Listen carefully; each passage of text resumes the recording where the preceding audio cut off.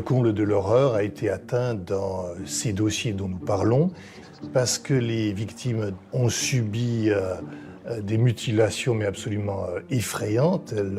Elles ont fait l'objet d'une éventration. Et toujours le même mode post-opératoire, oserais-je dire, c'est-à-dire que les victimes sont plongées dans des cours d'eau pour éventuellement faire disparaître toute trace qui pourrait le rapprocher de l'auteur.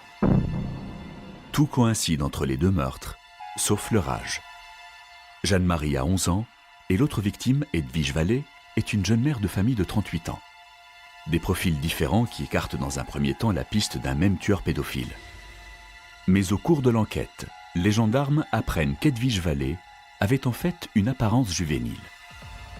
C'est pas une petite fille, néanmoins, c'est quelqu'un qui faisait pas son âge, qu'on aurait pu confondre avec une adolescente, etc. C'est quelqu'un qui était fragile aussi, puisqu'elle était partiellement handicapée. Devant l'horreur de ces meurtres, le pire reste à craindre pour Julie. Sa maman ne veut pas y penser. Ça n'arrive qu'aux autres, ce genre d'histoire. Ça ne peut pas arriver chez nous. C'est d'ailleurs la remarque que j'ai faite aussi à un enquêteur. Comment est-ce que une chose pareille peut arriver dans la vallée de la Bruche? On est au calme, on est une petite vallée bien gentille, familiale, tout ce qu'il y a. Ouvrière, pas de soucis particuliers. Elle me dit, mais ça arrive partout, madame. Partout.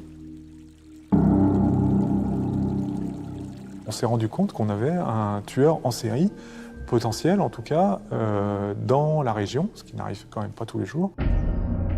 Pour les gendarmes, la thèse du tueur en série commence à se concrétiser. Jeanne-Marie et Edwige ont vraisemblablement été tuées par la même personne. Les enquêteurs n'ont plus qu'une question en tête. Julie a-t-elle croisé elle aussi la route de ce tueur?